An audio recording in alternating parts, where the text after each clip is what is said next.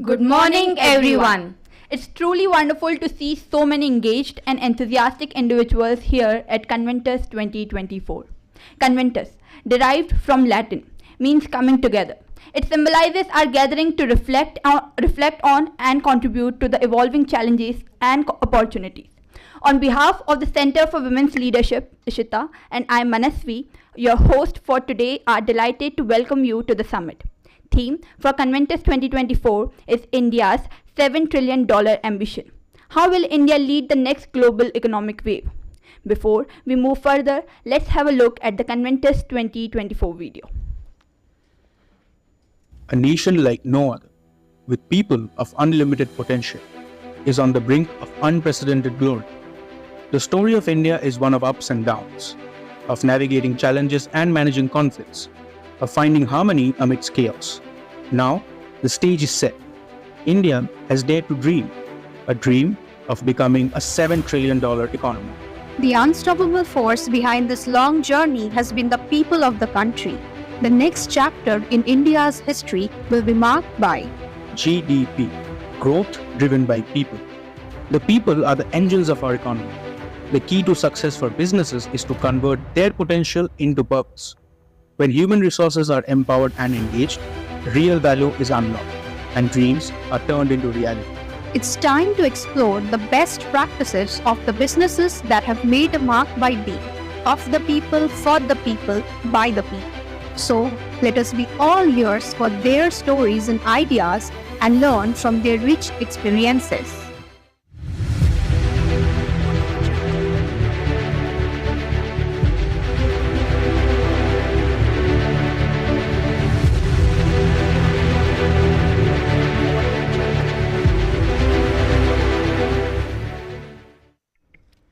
Ladies and gentlemen, the theme for today's discussion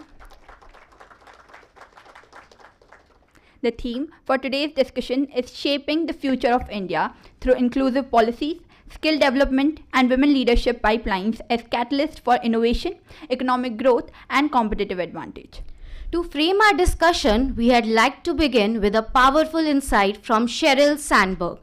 Leadership is about making others better as a result of your presence and making sure that impact lasts in your absence. Today is about ensuring that lasting impact. Let's start with the cornerstone, skill development. It serves as the foundation for effective leadership and ultimately for innovation. In a rapidly evolving economy, the ability to continuously adapt and lead is not just a driver of growth, but a force for sustainable and meaningful progress. When we talk about inclusive policies, it's important to recognize that they are not about creating opportunities for a select few. Rather, they unlock the potential of every individual, fueling the generation of ideas and strategies that uplift us all. An inclusive approach taps into a wealth of diverse perspectives, fostering creativity and driving competitive advantage.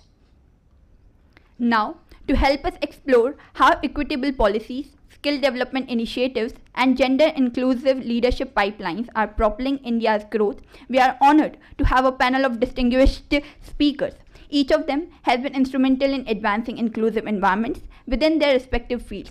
We request Dr. Mamta Mohapatra to welcome our esteemed panelists. We are honored to welcome Mr. Abhishek Sarangi, a seasoned HR professional who is currently heading talent acquisition and talent management functions at Spark Minda Group. He is an alumni of XIMB and has been associated with Spark Minda Group since last 8 years, where he established a centralized recruitment cell and launched the impactful Young Spark campus hiring program. His expertise lies in talent acquisition, talent management, organization, restructuring, and change management. He specializes in leadership hiring, where he has hired more than 100 senior management professionals, which includes multiple CXO level hiring. He leads a team of 15, which consists of 70% women in a male-dominated industry. Last but not the least, he is a Toastmaster by heart, counselor for budding professionals, and a student of leadership.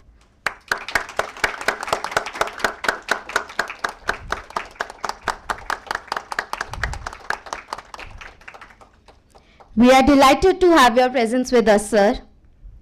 Next, we welcome Ms. Aditi Seshadri, co-founder and partner at Unlock Impact, a gender-smart organization that works in India and Southeast Asia. Their flagship vertical is Comms Ninja, which delivers content and marketing services to social enterprises and startups through an all-women team, employed through flexible and inclusive roles and policies. She also runs the Nushu Network, a community that supports and enables startup women entrepreneurs across Asia to scale and grow their businesses.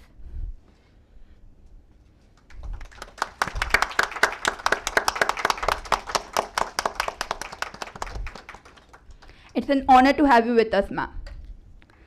We are thrilled to welcome our third speaker, Dr. Geeta Kumar, a multifaceted professional with over 30 years of experience across cultures and industries.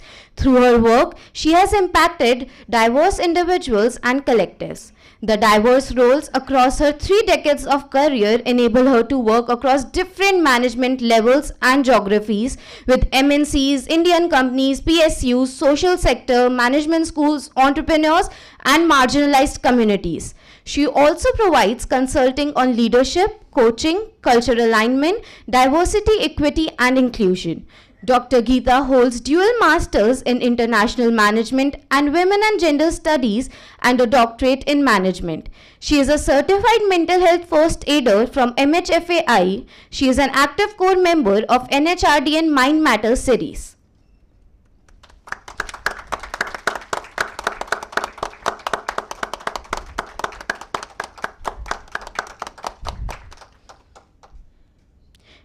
We feel privileged to have you today, ma'am. Always nice to come back to campus. She's an alumnus of the executive branch, 1991. Oh. Next, we welcome Ms. Madhulika Makar, who leads client engagement and delivery as a business head at Myra Solutions. After an initial stint at Nerolic Paints and Standard Chartered Bank, she has recruitment assignments for over 2 decades across industries and geographies. She is an active contributor at CII, Indian Women Network, and SHRM, wherein she hosts a webinar series, Career at Tech, roundtable discussions with industry leaders, and imparts recruitment skill coaching and mentoring to global teams.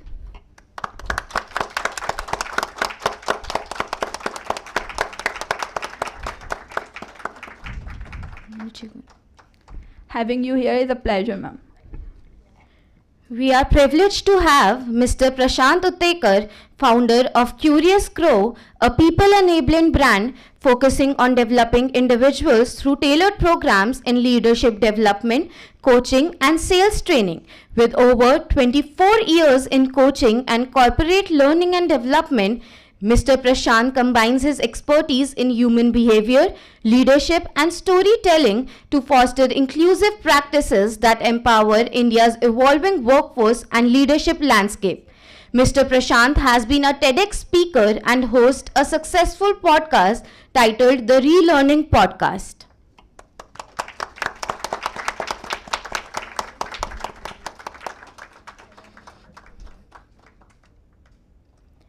We are truly fortunate to have you here today, sir.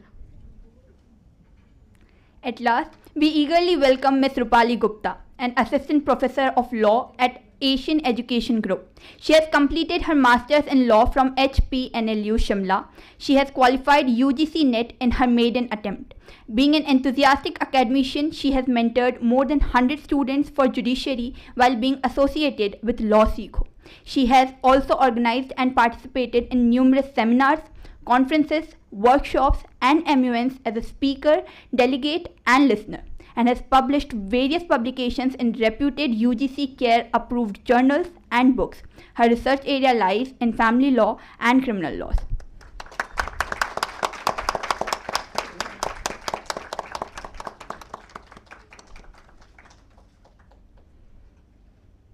Your presence means a lot, ma'am. We look forward to the unique perspectives our speakers will bring to the table today.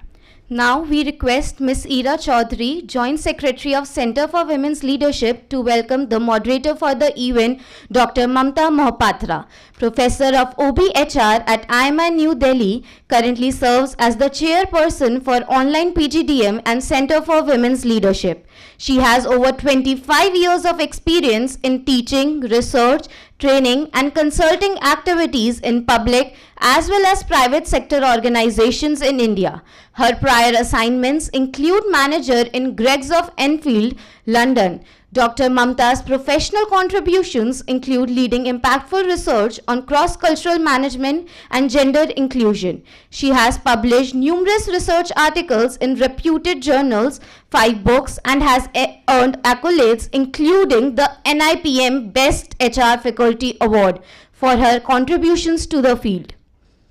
Thank you, ma'am, for accepting the role of moderator for today's summit.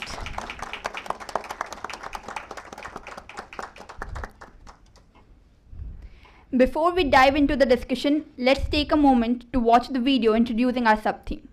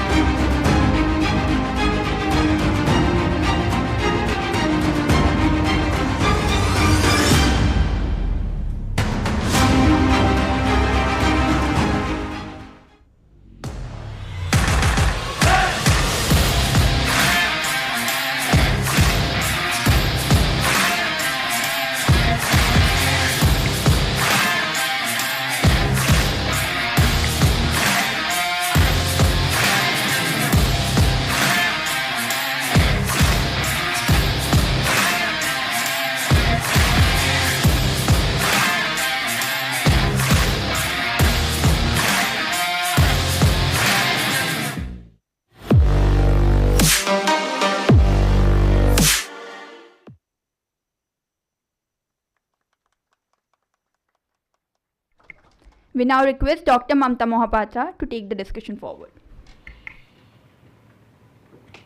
So you ended with a question.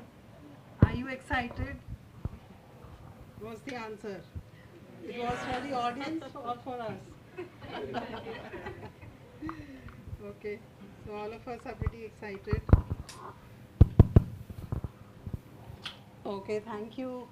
It was a lovely introduction, and we know why we are excited, right? So this is the first event that the CWL is hosting. So a big round of applause for the organizers. And we wish you many more successful ones. Okay. So I would like to start off by thanking all the panelists individually for taking out time on a Sunday to be here. And I'm sure that this knowledge sharing forum is going to provide food for thought to each of the students that is sitting here and to the wider audience as well.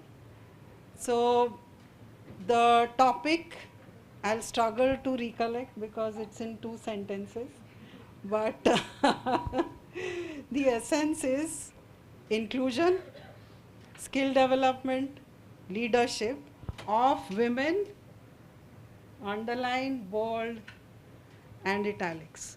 Okay, so the discussion is going to be around women, and since this forum or this panel is specifically gathered here to discuss and give us insights about what's happening in this space. So recently we celebrated Durga Puja, Diwali, Durga Puja, of course, Ma Durga, then Ma Lakshmi, Ma Kali, and a quote comes to my mind, which is, most of you would resonate with it, which is Ya Devi Sarva Bhutesu Shakti Rupena Sanstita. What does this mean?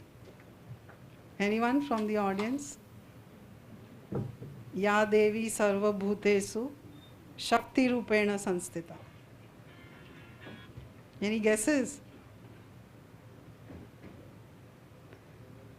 So this is generally for goddess Durga.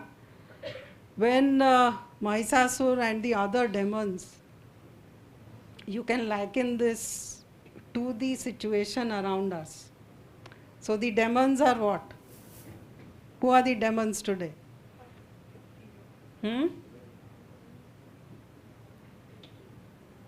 Yes. What are the demons today? Stereotypes. Okay, very good. Okay, we are walking the correct path. Go on. Discrimination.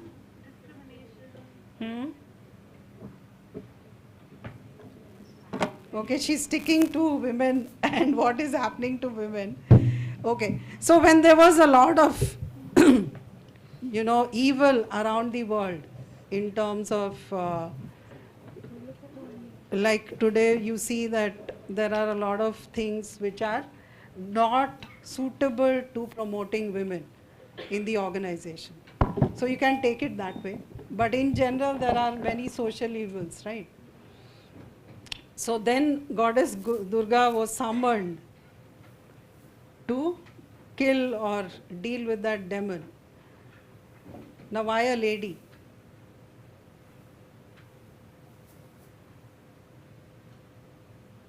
Why a woman? Any answers? And that woman was empowered, like she was given all the tools to fight that evil. So I wanted to start on this note that, and I'll read out some stats for the benefit of the audience also, to showcase how women, I wouldn't use the word downtrodden, but they are marginalized. They are not given equal opportunities. They are discriminated for XYZ reasons. And the status of women still today is not up to the mark. And research shows that if you include women in your workforce, like there are statistics which I'll read out, the productivity of women goes up and the organization is better equipped to deal with conflict, better equipped to work in teams and all those things. So I would like to quote McKinsey Global Institute, which estimates that if there were gender equality in India, then Indian economy would grow by $770 billion could be added if women were included more in the workforce. Again, a McKinsey report says that companies with greater gender diversity are 25% more likely to have above average profitability. Now coming to, this is inclusion. Coming to what can happen or what is happening in the skill development space. All of us know that Government of India has launched so many skill development schemes. Skill India, Beti Bachao, Beti Padhao. So all these are aimed at enhancing opportunities for women and other underrepresented communities. So again, a data point here, a report from India Skills 2023 by VBox. They are saying that only 50.3% of India's youth are employable. So we are, calling ourselves a young nation, and Gen Z is already in the workforce. But if you look at employable people, only about 50% is employable. And amongst them, you'll be surprised, women's employability is 52.8%. So a little higher than the others, but still they are marginalized and not included. Now coming to leadership and where are women in the leadership pipeline, some data points again. 2023, a report says that women occupy only 17% of board positions in Indian companies. Again, we don't see, like when you talk about entry level, mid level, okay, the stats is okay. But when you grow up the ladder, you see that less and less number of women are there. So there's a need to nurture our women to take up those leadership positions. Now, in terms of, rank, India ranks 120 out of 156 countries in terms of the gender gap index. Imagine 120, and we have all these aspirational goals that we are talking about. So there's a definite need to promote women and promote them to leadership positions. And of course, overcoming the glass ceiling is a very common term that is talked about, and in actual it exists. So I would like to, urge the panelists to not only educate and tell us about the practices that are prevalent in their organizations, their sphere of work, so that, we have a hopeful situation here. The idea was not to demoralize women here. And one of the essential objectives why CWL was formed was basically with this objective, so that women, we can mentor them, sponsor them, nurture them, empower them to take up these positions in organizations, and we'll talk about why these numbers are so dismal. So with that context, I would now, open up the discussion. And our first, I wouldn't say question, but I would like Aditi to, throw some light on what are the inclusive policies that have had most significant impact in your organization, and how can other businesses adopt similar approaches? Aditi. Thank you so much. I have to say, when you were sort of questioning the students, I suddenly felt very glad that I was not a student anymore and I didn't have to answer these questions. I started sweating and I was like, okay, but I'm not the student here. But it was nice to hear some responses which kind of connect to what we want to talk about today, right? I'd like to first just speak from a personal experience from my organization, and maybe connect that to kind of the larger question. So we are we call ourselves Gender Smart organization. We have an all-women content and marketing team. It started off very organically when and we basically work with, so startups, social enterprises. We do like content for them, performance marketing, social media, like a whole bunch of creative services. It started off very organically because, we are two women founders who started putting out these posts about wanting people to work with us flexibly and part-time and virtually. And it just so happened women started applying to the role, right?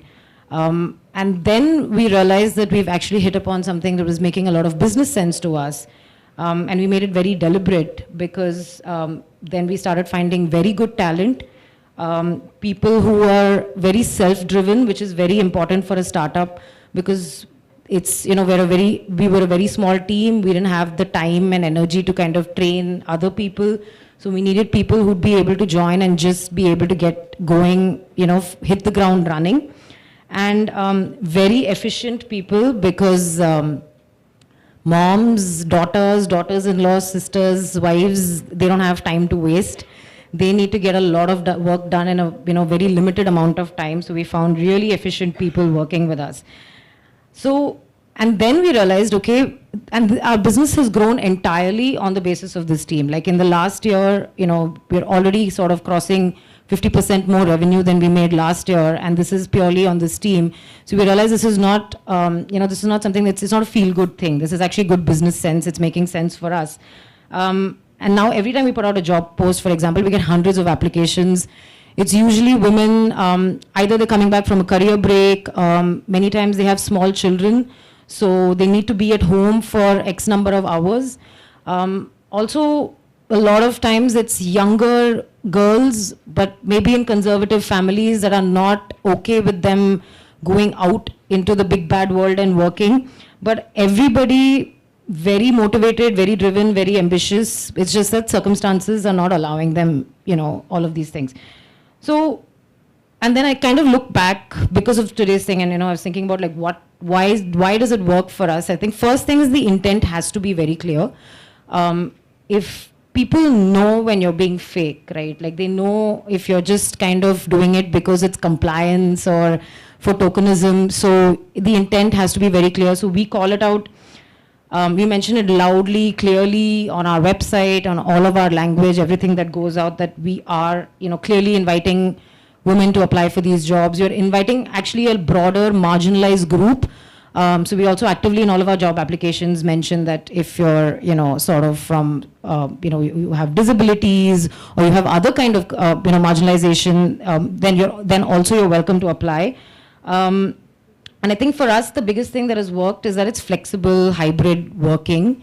I'm of course talking about a white collar workforce, but because most of our work is happening on computers and online and all of that. But the fact that it's flexible means that, we can, there are days when people, I've done calls with, moms who've just sent their kids off to school and then they're getting on the call.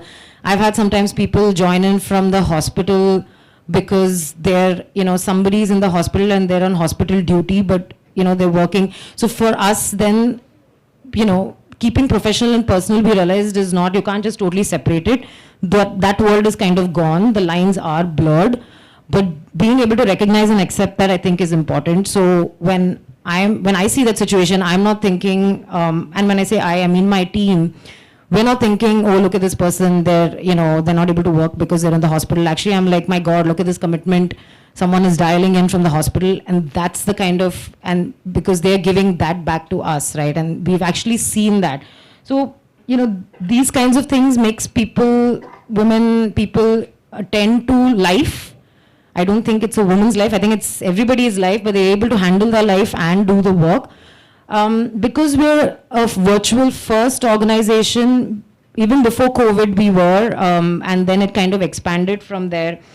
So we try to cluster. So for example, we have a group of, we have a team in Delhi, they, even though they work virtually most of the time, they do like these coffee meetups and things like that because that socialization is important. You need to connect with your team and all of that. The other thing is also we do a lot of training online. So a lot of peer learning training sessions happen online so that, because one of the big losses that happens if you're not, when you're working virtually is that there's that organic kind of learning and connecting with people doesn't happen. So we try to kind of enable that. So I think these are some things that have worked for us. My head of sales and BD has an 8-month-old daughter. From the time the child was like 1 month old, she's been on every week we do like a BD call where we actually just sit and track leads and all. Every week that kid joins the call, the first few weeks, she would be kind of like crying and whatever. Now it's like almost like, if she's not picked up and made to join the call, she's like complaining. She's almost a year now. So, and it's just become regular life for us, right? So I feel like it's some of those kind of things have been very good for us. And I think that's possible because we are still a small organization. We are not, and we are able to set these policies from the start. But just wanted to share that there.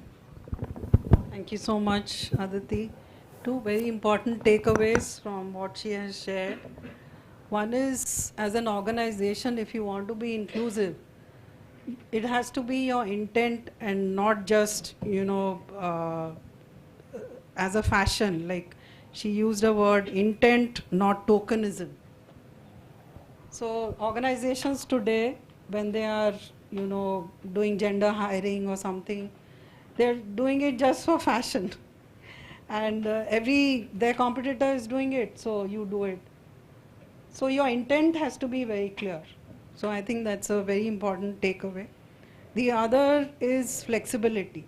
So the kind of workforce, of course, you said white collar, and the examples that you have shared, that you have to give women that flexibility. Somebody is in hospital, somebody is taking elder care, somebody is looking after the child. So you, unless and until you provide them with that flexibility, they will not be able to operate or give their best, for that matter.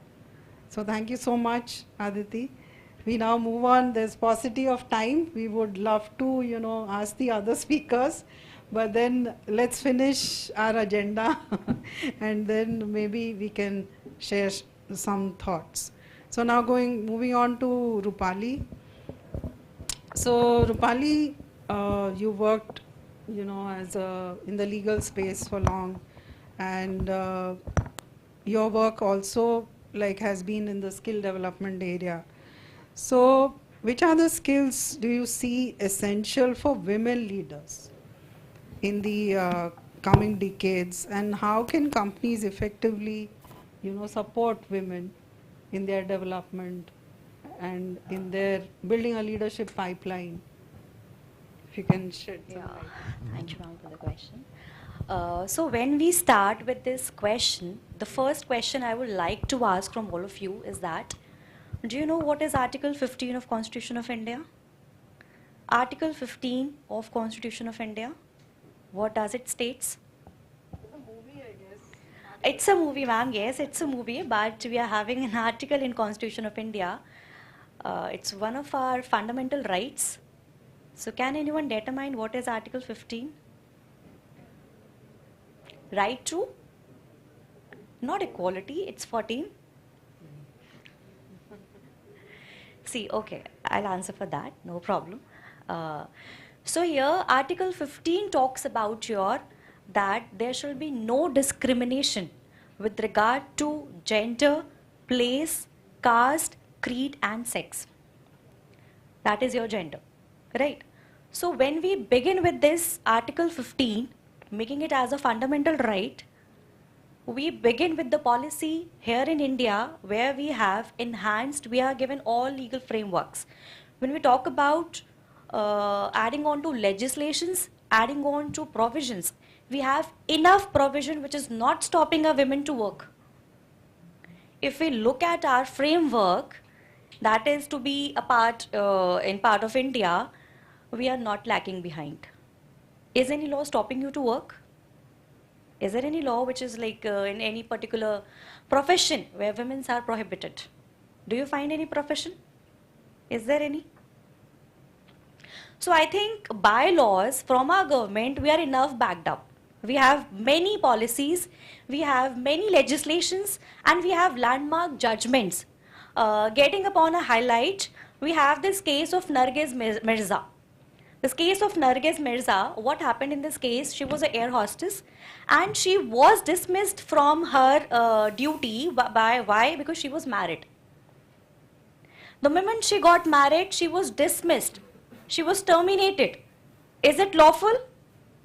Is it lawful? On the grounds of being married, can you be terminated? Of course not.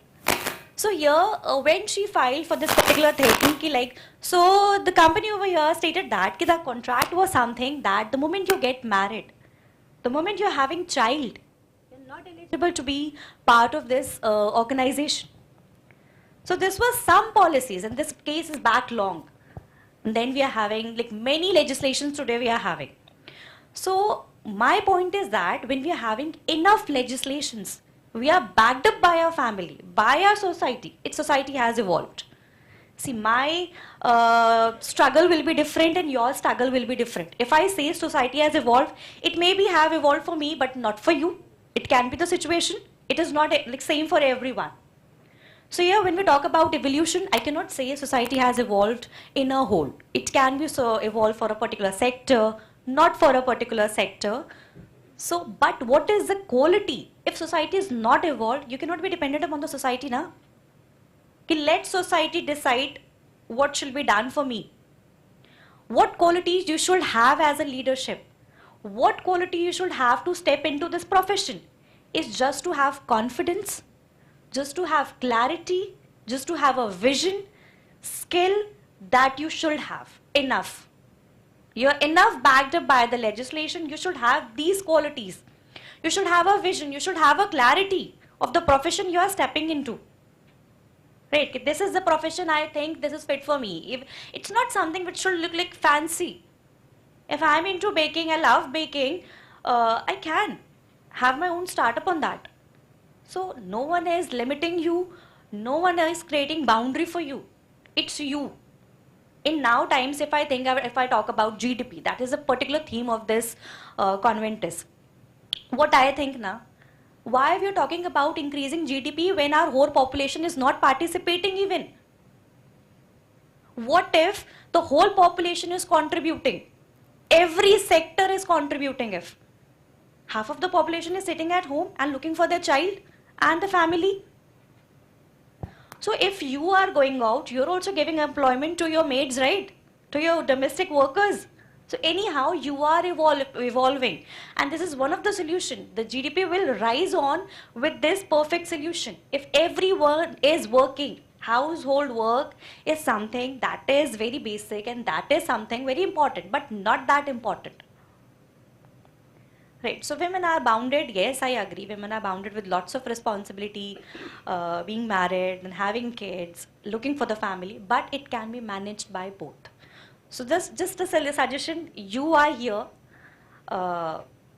students here, you should build this quality in yourself, that women around you are comfortable to work, to step outside, to go for the way that they want. You have to also look at yourself what you have done. Have you empowered any women yet? Anyone? Have you empowered any women yet? So you have to make a change. Having this discussion is not something which is a solution. You, each one of you, you have to empower a woman. Even if you are a woman, you have to empower other women. If you are not a woman, then also you have to empower women. Right? This is a solution I would like to add on for everyone. Thank you so much. Very inspiring. Thank you, Rupali. Aditi, would you like to share a few insights on this? I mean, I do. Was this on? Yeah. I do agree that I agreed, you know, and actually, thank you for giving that example and the case, because I think a lot of times we flounder because we can hold, you know, we can hold people to something, right? So it's important to have that. I do think a large part of, like, so one of the things that we do, so part of the problem is women are not raised to be the big boss, you know. It's because being the boss means you have to tell other people what to do. They may not like it. You have to sometimes tell them they're not doing a good job. You have to sometimes tell them that they need to leave the job, and people don't like hearing that. We are not raised to do that. And you have to do all of this with a smile, right? So I think I agree, you know, to a lot of what Rupa was saying, that is endemic, it is systemic. So therefore, what we need to get past is a lot of internalization, for sure. And so, for example, one of the other verticals we run is a program where we do leadership training for startup women entrepreneurs. And it's interesting, right? Because these are actually women who are already bosses because they've started their own businesses. And yet a lot of them come back to us not for business related stuff, because business skills they can develop in institutes. There are courses, there are accelerators, all of that is out there. And also they all have the now technical skills and the education for it. But they actually come back for leadership coaching, and our highest, our best selling modules in that sense there is stuff around imposter syndrome, navigating bias, how do you handle teams. These are actually the pieces that we see the maximum, and the women are self-selecting, right? Like they are choosing to sign up for these because clearly they are seeing these gaps.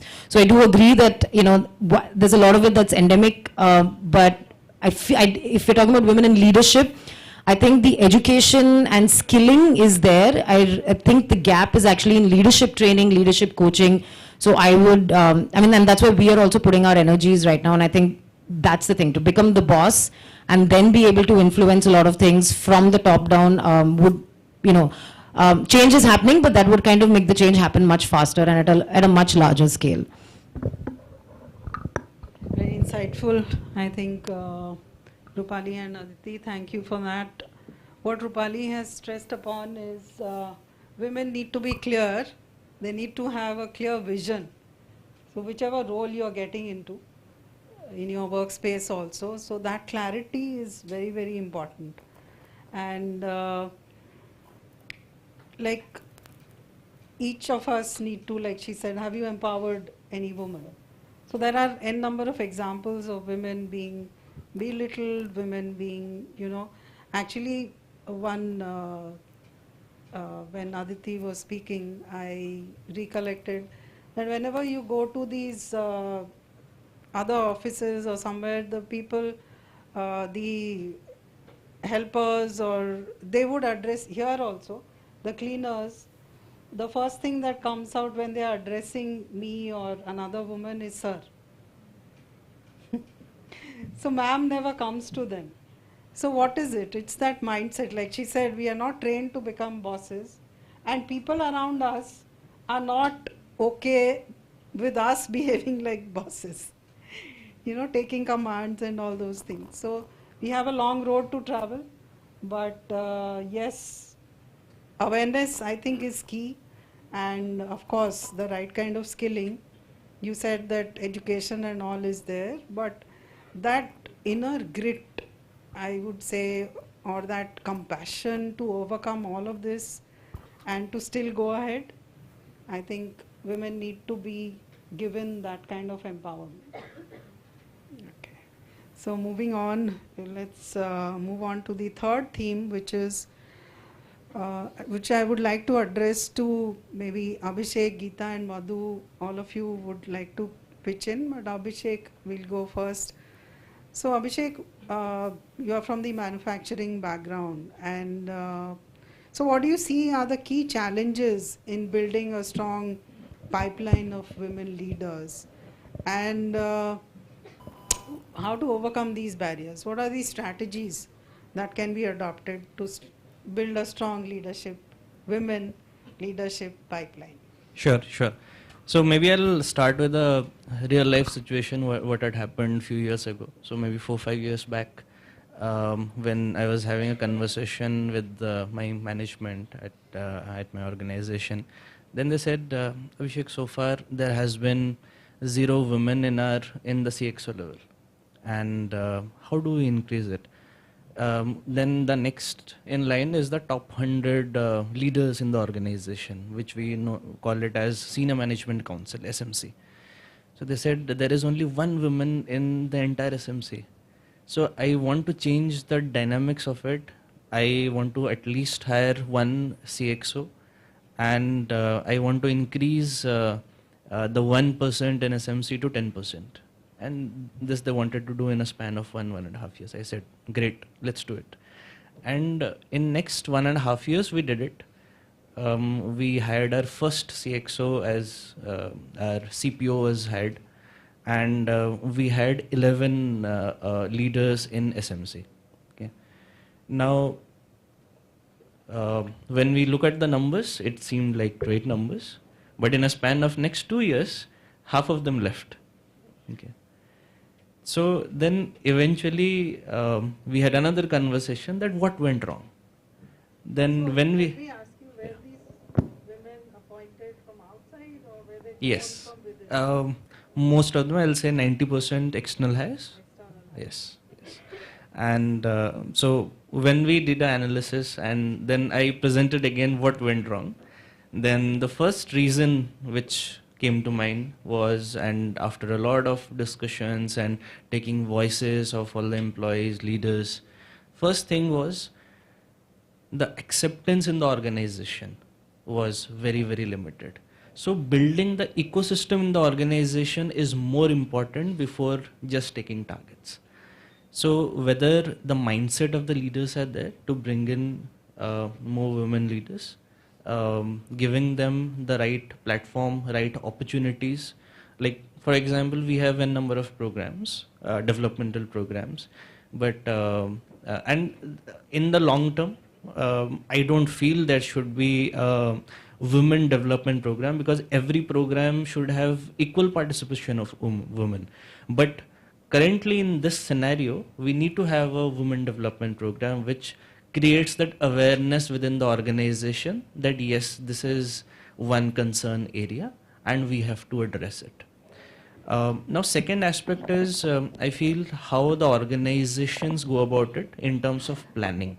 It is like the way we went about it was all wrong. How we should have targeted was inculcating women from the get-go. Like what we course corrected was we brought in at least 35 to 40% women in our campus hiring program. So when we had 100, so at least 35 to 40 were women. And we took special care that they are growing in the organization cog. And if we are targeting that we need to have at least one CXO in the organization, then we should hire 2 levels below. And it cannot be short term. It has to be long term.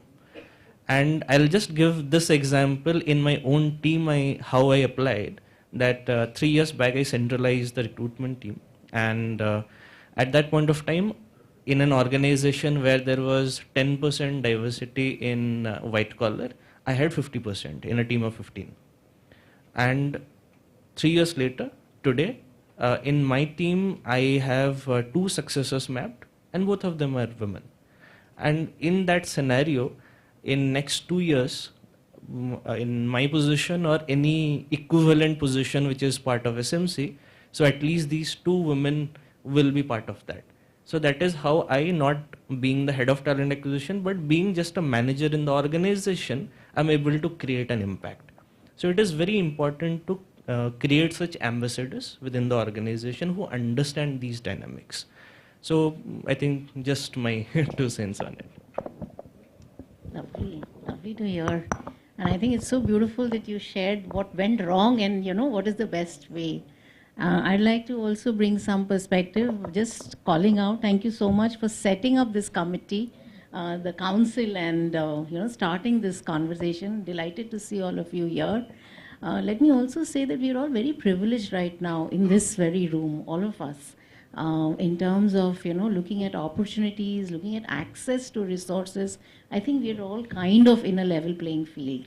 And therefore, I think it's for all of us, and very soon you're all going to join the workforce. Probably some of you in a couple of months, some of you a year and a half going forward.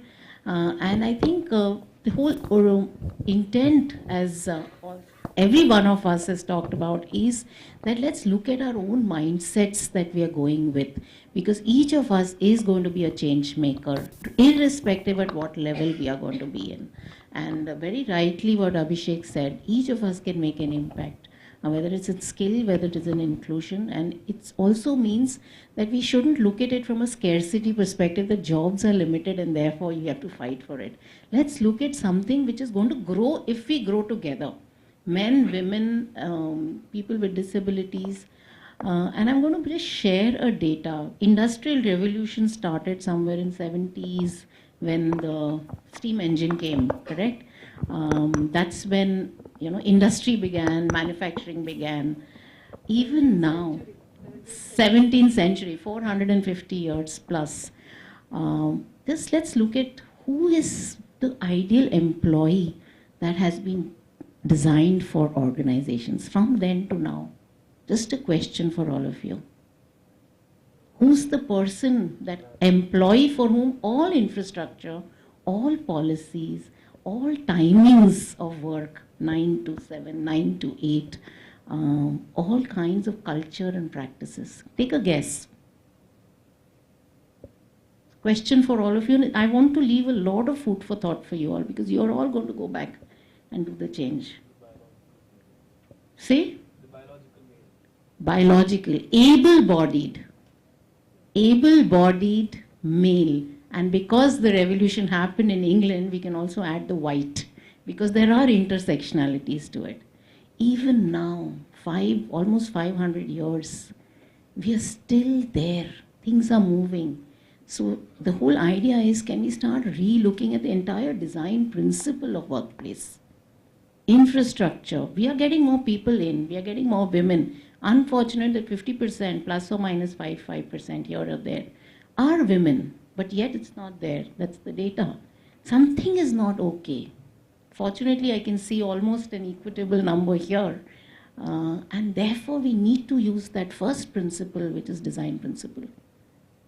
As we are getting different people, work is changing, workplace is changing, workforce is going to keep on evolving. Generation, that even that layer is also going to come in.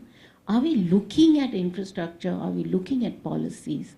Are we looking at practices? And are we building a culture that is going to take care of the changing? Or are we going to be stuck with this able-bodied white male?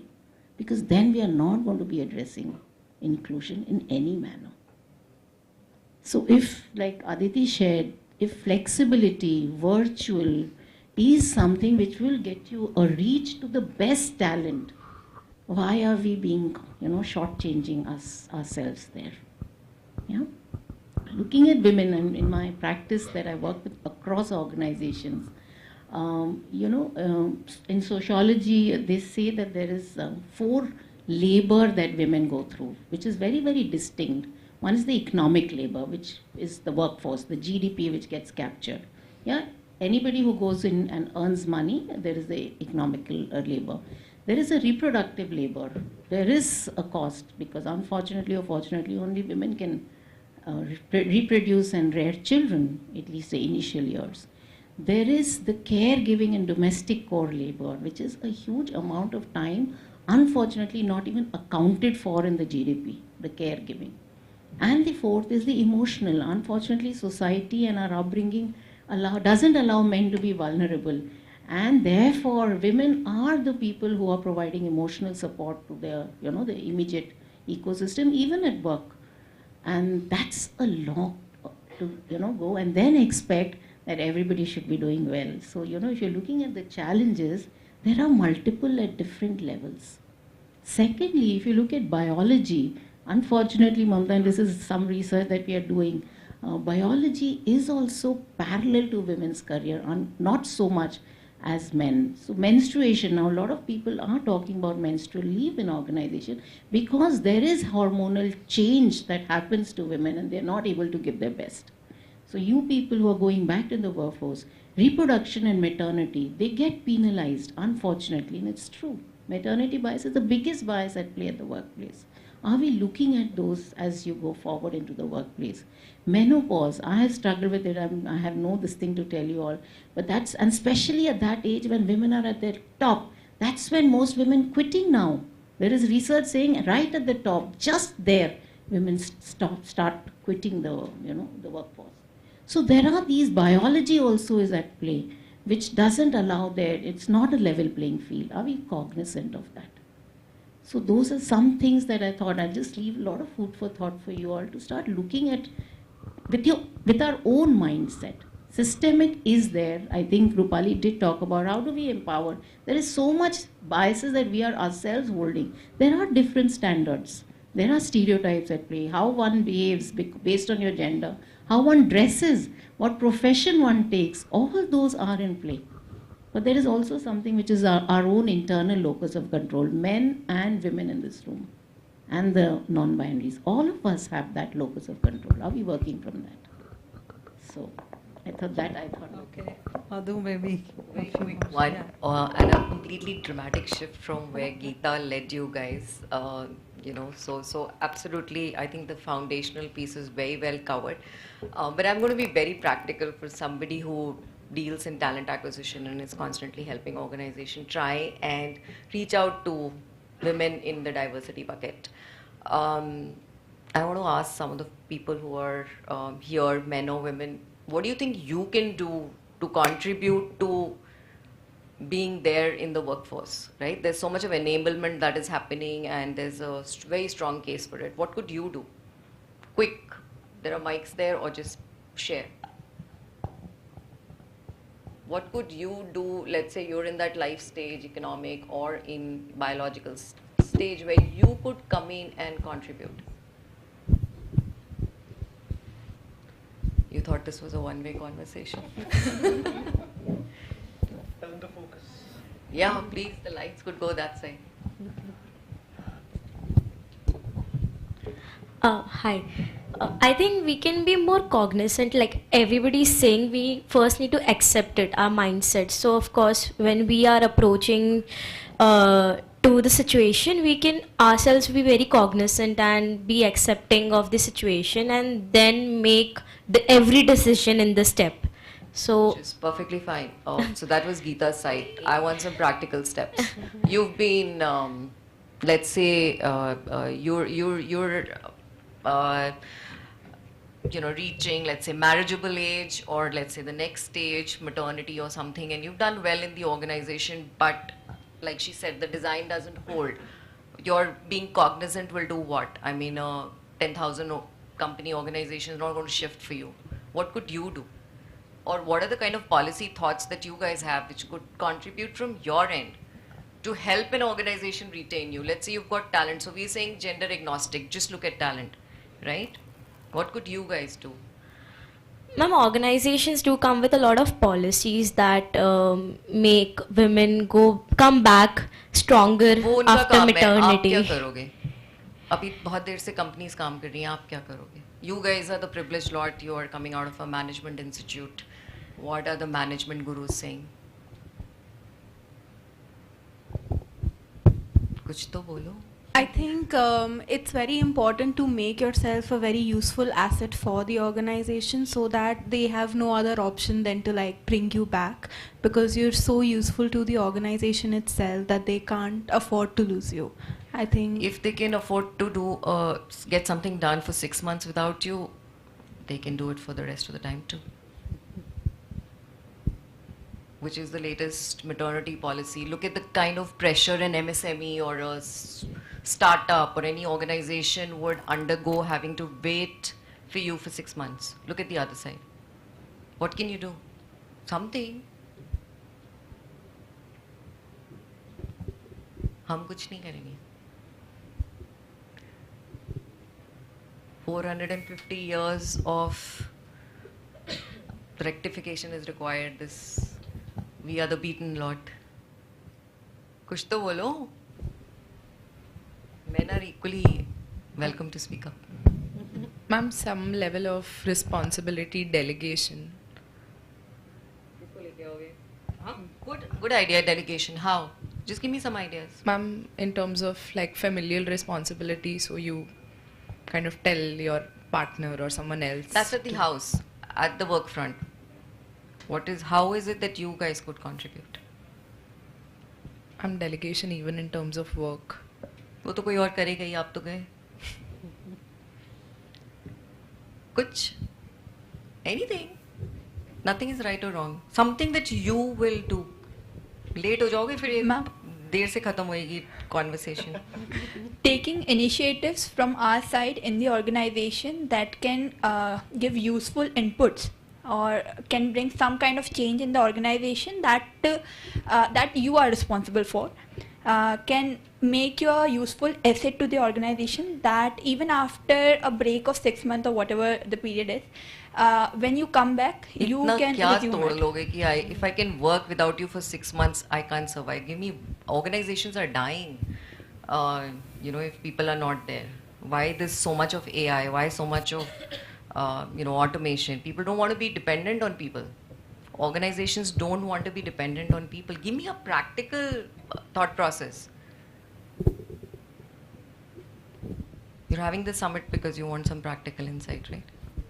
Ma'am, how about flexible time or Or remote kiss- working during those 6 months? So you will go and work from home. Yeah. Okay, fine, go ahead. Cool. What else? That's already getting into the system. Cool. What else? Anything else? What is the biggest thing that hits the bottom line when you go off work and somebody still has to support you from a pay structure, from an economic perspective? What is the biggest thing that's hurting the organization? The cost. So what could you do probably?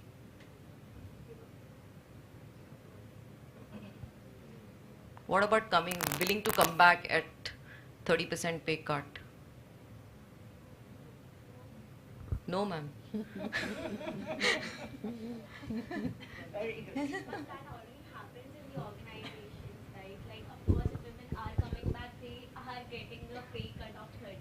No, no. Usually in a lot of Not at all.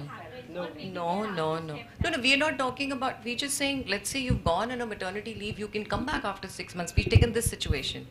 There are other situations where you've had a 5-year break or a 6-year break and so sabbatical, different this thing. I'm just saying be open to participate. Be open to participate. What if she and I clubbed and you have this, okay, 2 of us will do the job of 1 person. Half day, half pay. Right? It's not a question of right or wrong. It's a question of creating feasibility. You're leaving all the onus on an organization. Right? And for all the conversation on this, it's largely the MNC and the established corporates that are working on this. Look at the MSME space that contributes almost 30% to the GDP. Who's working there? Not all of you are going to work in MNCs. And even if you do, there are a lot of people, women out there who are not working in MNCs. So I'm saying think both sides. You're no longer in the 17th century. You can think both sides. There is no taking away that we as a community need a lot of support. So that's their part of the deal. Try and make it more feasible is all that I'm leaving that thought with you. Thanks. It's a wonderful insight, Madhu. Just to say that Yeah, I have absolutely. hired Stand every up for high each talent. other. Yeah. I have hired every high talent woman back into my organization post maternity. Every one of them. And I'll give you their LinkedIn profiles where they've gone post coming back into the system because I got them back on the treadmill. I gave them that room to come back on the treadmill and they are in the best of organizations from an Apple to a Grant Thornton to a BlackRock, pretty much all of them. Wonderful. I think a lot of food for thought. At least you have, Some वापस made में them. आ गए. Okay, quickly moving on to Prashant. Sure. I think he has not spoken yet. So Prashant, how can we measure the success of inclusive policies? We've already had a discussion on this and skill development programs in terms of economic growth and organizational performance.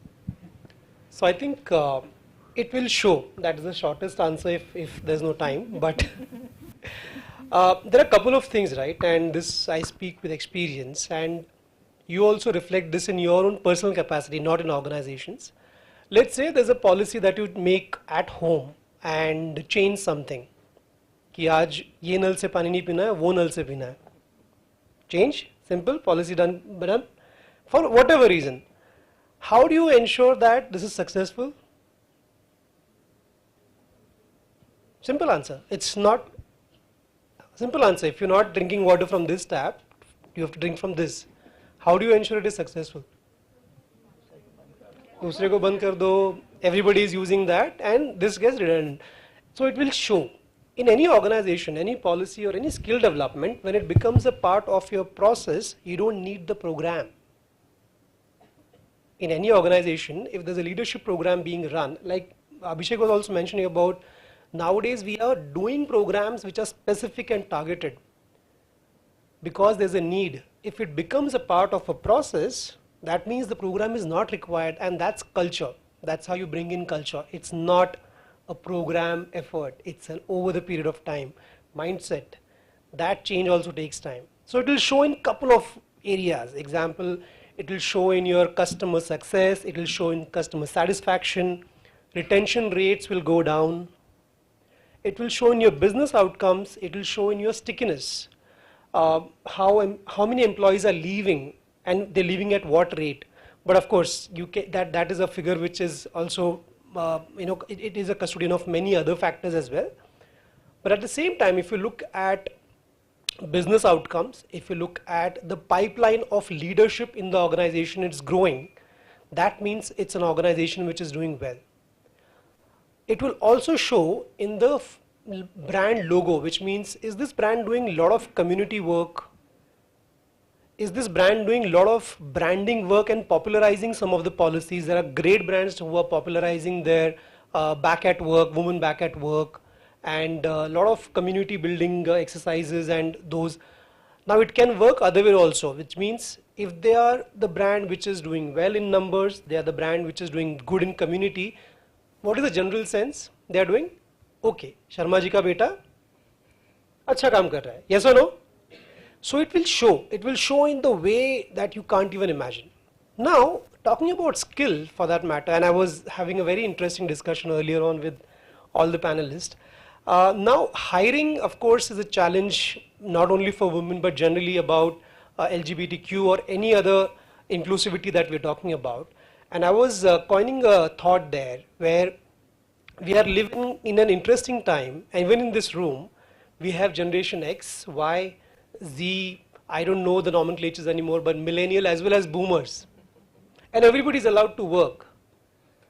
And that's a huge conflict. When you go, you will report to someone who's definitely senior because it's your day one.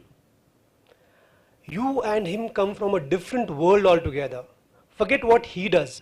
What are some things that you will do when you go there, when you hit with your skills, whatever you've gained, and you go to the office tomorrow? I've also learned that the placements are already almost there. So tell me, let me hear. What is your plan? How do you deal with boomers, millennials, and Gen Zs and Gen X?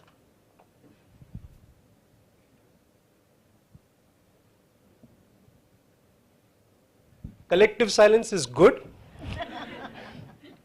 not good enough. And trust me, you will get them.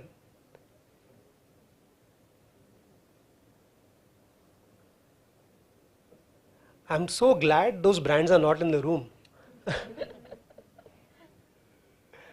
Tell me, what is your process? Of course, there's excitement, there is a learning curve, and you'll start slow, you'll learn, you'll observe. What is that first thing that you want to, like Lucas, or what is your center? What does it tell you about yourself? What will you do so that this continues, this learning continues? What will you do?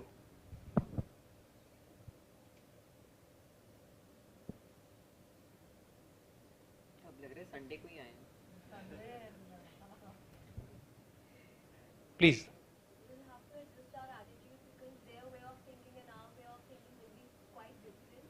Mm-hmm. And also we will be transitioning from corporate life directly to the corporate life. Sure. So there's a huge leap. So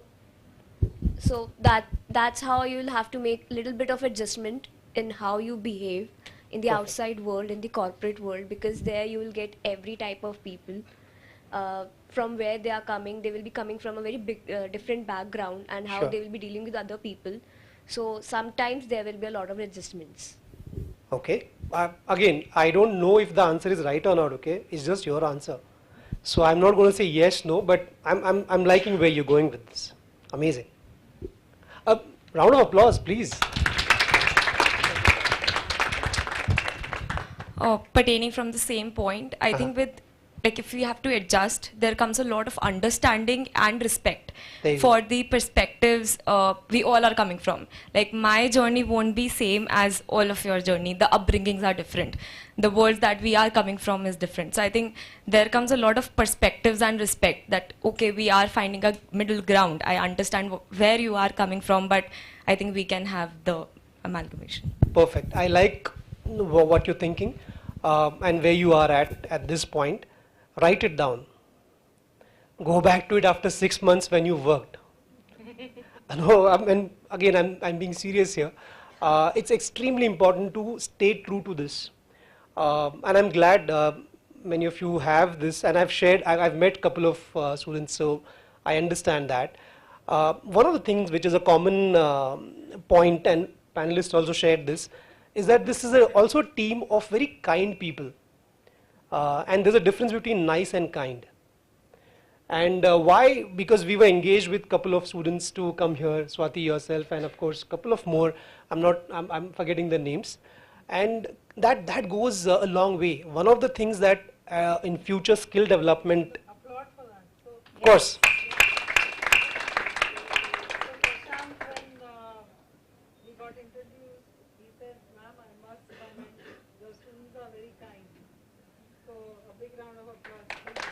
Absolutely. One of the future skills that organizations are looking at is about empathy, is about social intelligence, and that comes from kindness.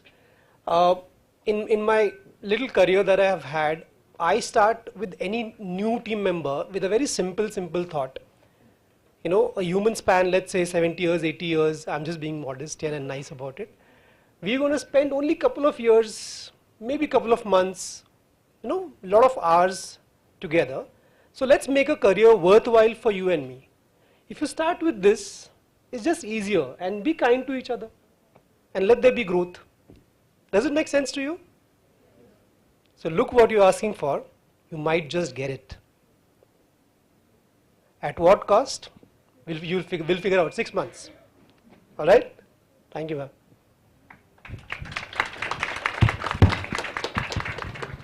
Thank you. Great insights coming in, but I'm also having an eye on the watch. Sure. And I think we'll sacrifice the last question. So we'll get more questions from the students, and maybe each one of you can take it up.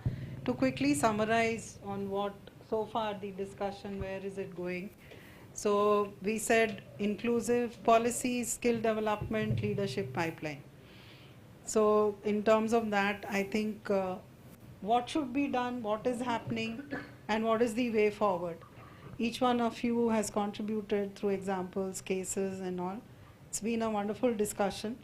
So when we talk about inclusion and inclusive policies, I'm reminded of this slogan of the current government, Sabka Saath, Sabka Vikas. And then our Prime Minister has added something else to it, Sabka Prayas. So it's not just having Saath, but Sabka Prayas. And I like the way you probed and you engaged the audience and made them answer that you are part of it, you are the ones who are going to face it. So what are you thinking and what should you be doing? I think that's the main takeaway from today's discussions, that okay, you are listening to all of this, but what is your role, what will you do in future when you are faced with exactly the same situation? So I think great discussion and great insights. We started off with Aditi with the question of inclusive policies, and she said it's intent, not tokenism, providing a flexible environment. Then of course Rupali gave that Nargis Mirza example which all of us resonated with, and she says confidence, clarity, and then comes skill development. So having a vision, being very clear, what is your role, that is very, very important. What she said was, we have all the laws in place, but what are you doing in terms of developing yourself? So law is already there. So a lot of initiative has to be that self-drive, that commitment from your side. So that has to be there. Abhishek, I think he gave an excellent example from his own work life and his organization where, they just implanted people thinking that they're doing the right thing and how it failed. So it's so important, as they say, grow your own timber.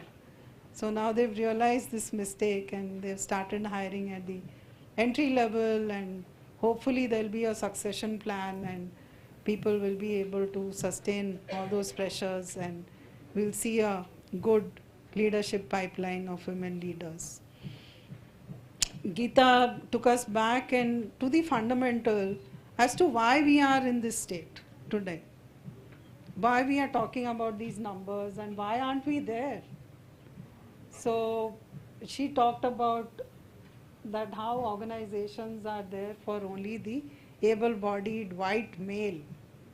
And there are n number of examples. I could talk about a couple of them, but then I'm restricting myself. So I spoke to one woman who was, in the sales. And she said, ma'am, I wear an adult diaper because the areas that I go to, there's no women washroom. So talking about the ecosystem, so have we created that? We are saying yes, women can get into any job. But getting into any job also needs that systemic change and ecosystem which can sustain women in that. There are examples of how women were recruited in a auto manufacturing company on the shop floor. So they were minority and they were treated in such a manner that they had to leave. So creating that enabling environment, that ecosystem is very, very important. Madhu, of course, she says that you be the change. I think this was the philosophy with which she came in. Now, what will you do when you are faced with these circumstances? So you empower, so we create the enabling environment. There are laws, maternity and all kinds of laws. But then what are you doing and how are you thinking you will be able to cater to those circumstances and those challenges? I think it's very, very important. And Prashant, I think, has very beautifully put it that today's workspaces, they have people from all generations. So when you go and you want to adjust to that kind of setup where you have a boss and a super boss who is from the baby boomer generation, what will you do? So talking about respect and adjusting is fine, but then don't we have conflicts at home with your parents? Yes. So that's great learning. So that should give you the courage to go up there and think that okay, this guy is my parents' age. So the thought process that he or she is having would be from that kind of mindset. So thank you for the insights. I think great takeaways from the discussion. A big round of applause for the panelists. We are not concluding yet. The most interesting part is going to come now. So we can take, I think, 2 or 3 questions from the audience. And the panelists, you want to address it a particular person, you can, or you can leave it open. Your choice.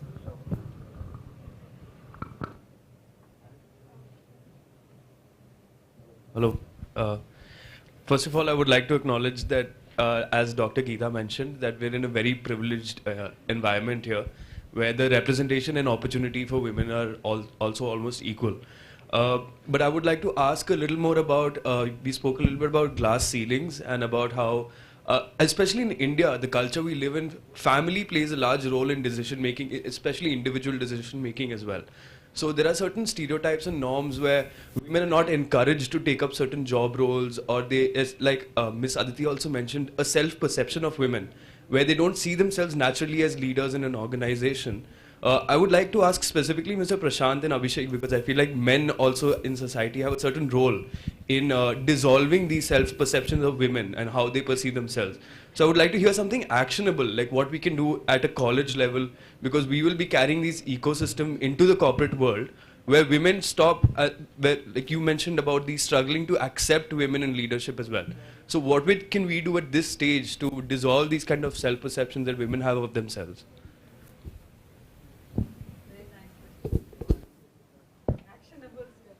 Thanks. I'll be a wrong generation to answer it. You tell me. I'll tell you why. I'm justifying my answer, which is not, I'm not even giving you an answer.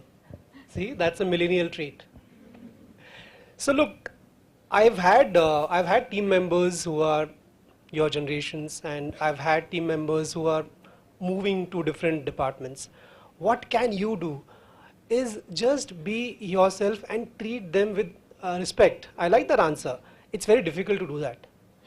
I can give you a scenario, and this scenario is again from a personal, when I was managing a team, and and by the way, I've always had team members who were women, most of them, at least in majority, and she did amazing work the entire year, and she was blessed with a baby, so she had to go. and I was forced that, she cannot be promoted. And it happens. And this is the real scenario, that because you'll not see more of her in the entire next batch and everything. But of course, the outcome was, it's a good story, don't worry. So it is a good story. She got promoted, but she was not there. An event like this, organizations will have pressure, will have their processes and policies in place, but be true to what that individual has contributed the organization to, and the results matter. And let that be only for that duration. Let that not put you in a headspace that, okay, I have to carry on with this experience overall. Now, as you go ahead, and I think that I will connect to Madhu with this, that, what can you do in your space? Forget workspace. That's going to be still, you will be in a learning phase, you'll be learning a lot, you'll absorb a lot. If you're a good individual, and I'm sure you are, you'll try to listen more and then act. The problem is, my problem is, you will soon behave the way everybody behaves. And that's typical. Everybody mirrors, right? So forget that. That is yet to happen. I don't want to spoil the, as in Marvel movies they have this, I don't want to have spoilers for you. What you do at your home is very important. Do you enable your house help? Why I'm saying house help, I'm expecting that it's still a lady. Do you enable their kids? I do. Do you enable the help that comes to you in whatever form? It could be simply listening. I'm not saying giving opportunities or anything. Listening. I'll give you a very fresh example. The help came in a little late and I said, why are you late? She said, sorry. But then later she could tell me that, why there was a water challenge and she takes time. And then one of the skill is empathy. And you listen with intent. Don't listen to respond. Listen with intent. What is the listening with intent? Ki sun raha hai, I'm able to hear you and I empathize with you. Many a times we listen to respond. अच्छा late हुआ तो क्या हो गया? आपका time तो 8:30 था. This is listening to respond. Right? And she herself came up with a solution that tomorrow I'll ensure I'll be on time. And she did. But listen with intent. My addition, Abhishek, what do you think? Sure. Maybe I'll answer it with a very recent example. This happened just a week ago. I was mentioning about two of the successors who are mapped against my role. One of them has very recently applied for a head of HR opportunity internally for one of the tech centers.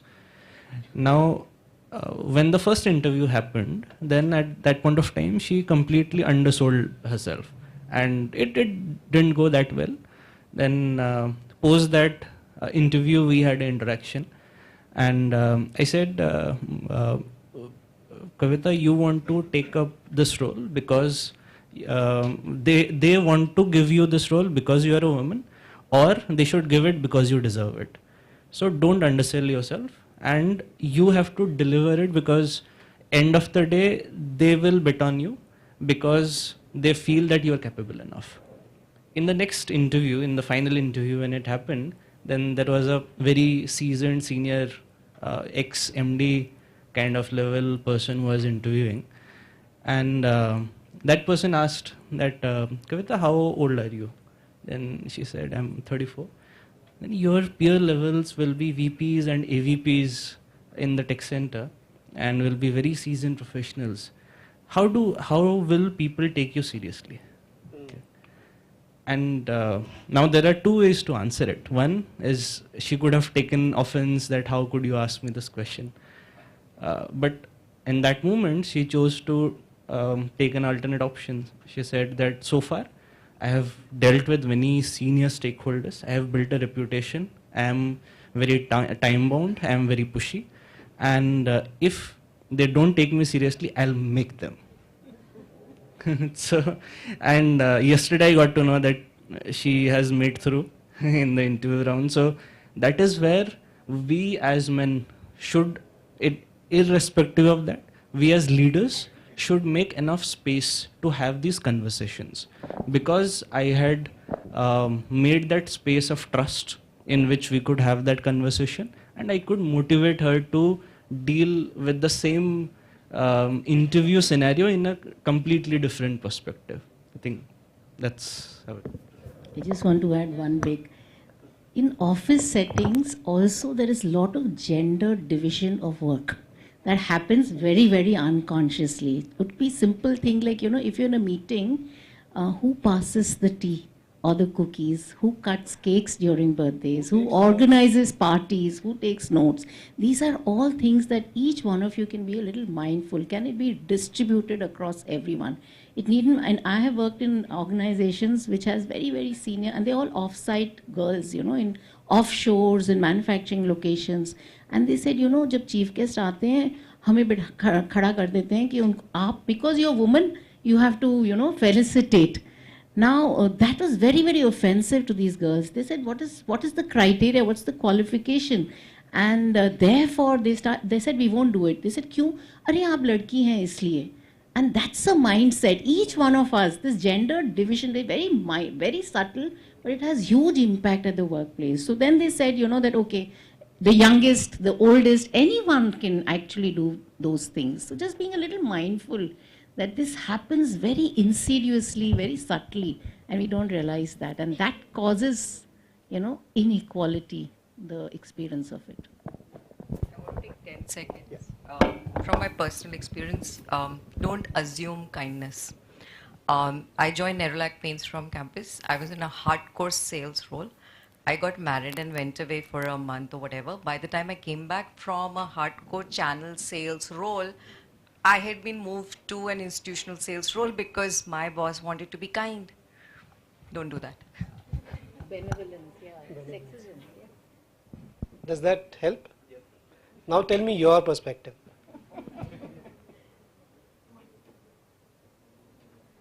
Just takeaways. Yeah, so I think from what I would take away from what all of you have given your insights on, is that it starts from a very base. I feel like the less we think about having to empower women, the more we will reach that stage. Like Mr. Abhishek also mentioned, the day that we don't feel the need for having these summits as well, it shows that we've reached as a society. So.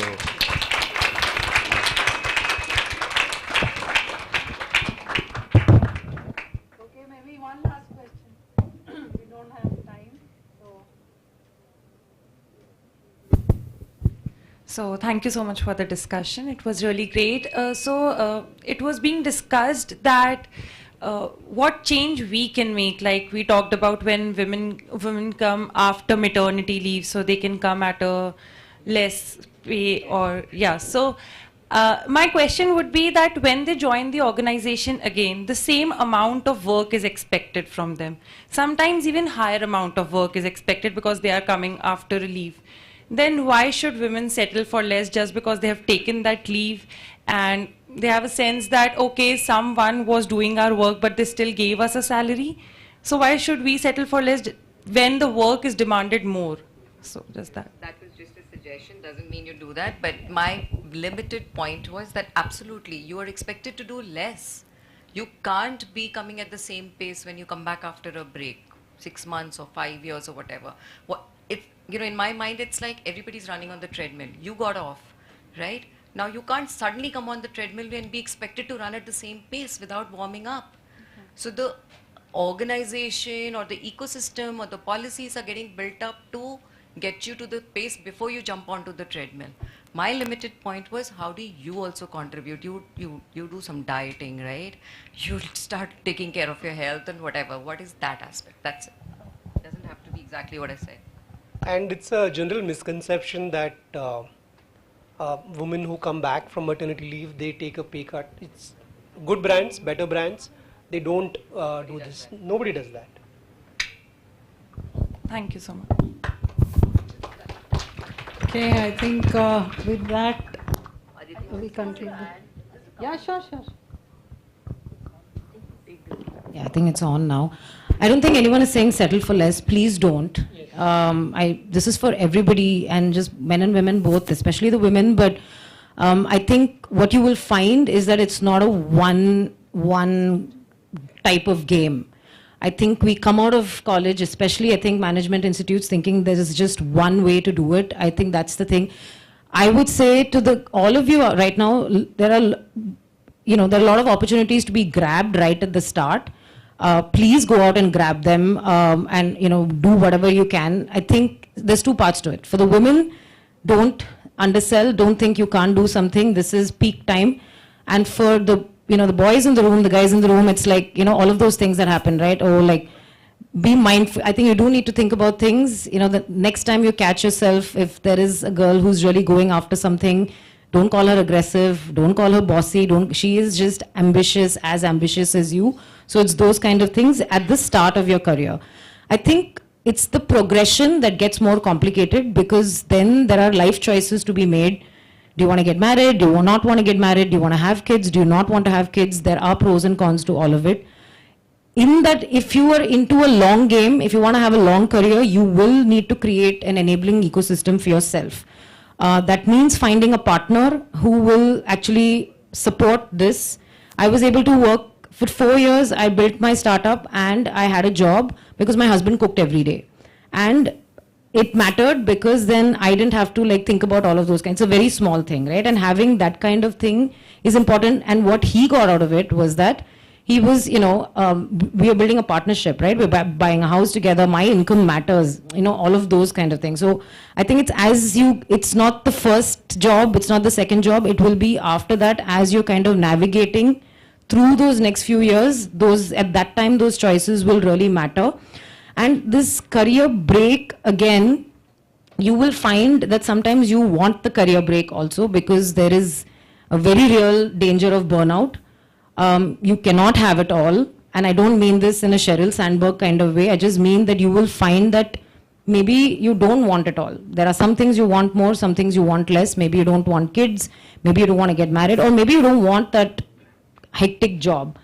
I think what we are referring to is that after 7, 8 years, 10 years, you will be like, okay, some things will change. How do you navigate that better? And that is where that participation comes in. That, okay, now I am also bringing something to the table. It is not just somebody telling me that this is what you need to do. I'm bringing something to the table. How do you navigate all of that? So I think if you think about it as not just this job and I'm reaching this thing, but what is my purpose? What is my career? Where am I going to land up in 10, 15 years time? Some of these decisions will not be so black and white. I think that's the big thing about getting out of college and going into the workforce. Nothing is black and white. Everything is gray after that, but you kind of figure it out. But do not settle for anything less than you think you deserve, and what you deserve is everything. So, absolutely, and to all of you, right? I mean, it's kind of exciting to be a student again, I think, because the world is so different now. So yeah, I just wanted to leave you with that. Okay. Very thought-provoking questions, and even more thought-provoking answers.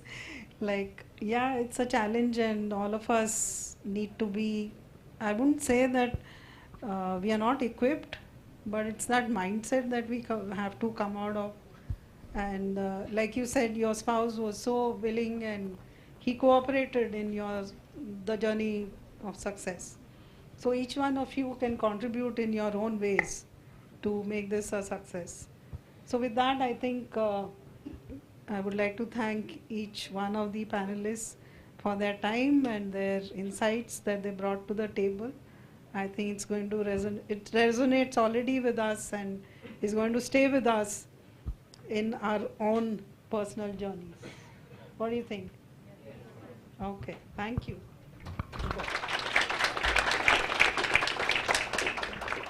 Now, on behalf of the Center for Women's Leadership and everyone present today, we request Dr. Mamta Mohapatra to please come forward and felicitate our esteemed guests.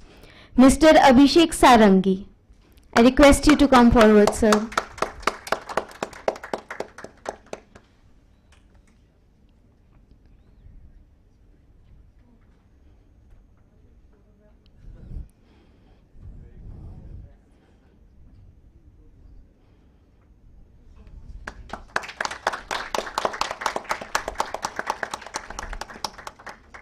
Miss Aditi Sheshadri.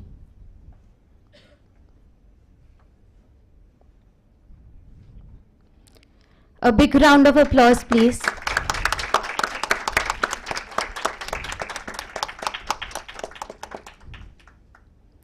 Dr. Geeta Kumar.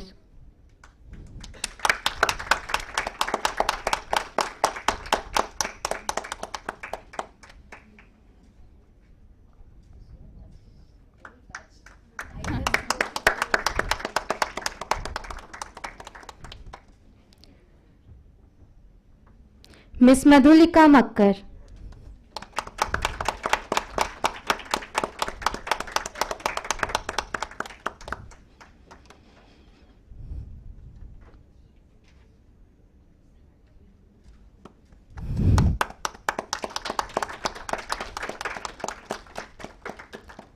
Mr. Prashant Uttekar.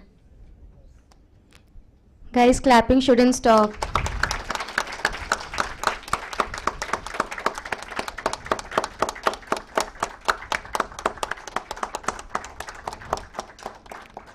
And Miss Rupali Gupta.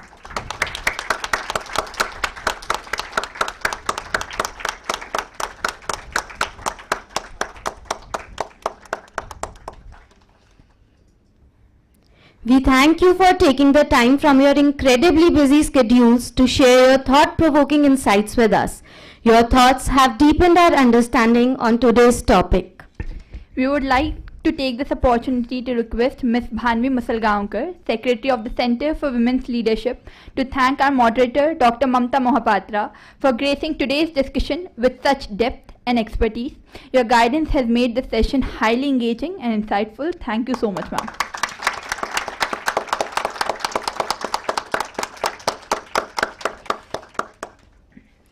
As we conclude this dynamic panel, one clear takeaway stands out. Creating inclusive environments and nurturing leadership is more than a strategy, it's a responsibility.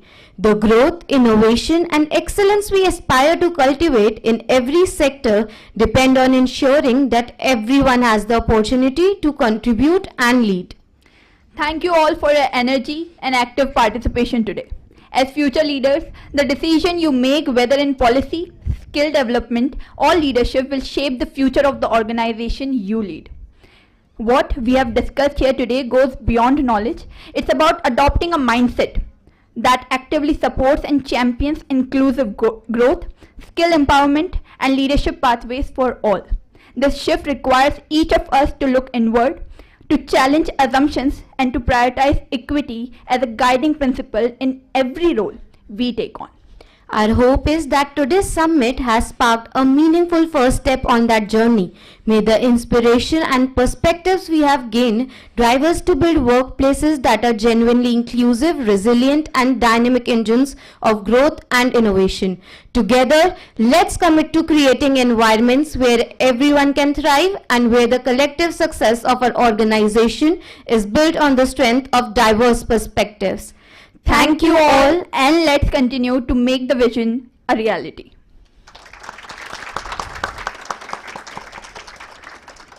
We would like to thank our title sponsor, NHPC, a Navratna company. Let's have a glimpse of the 50-year legacy of NHPC.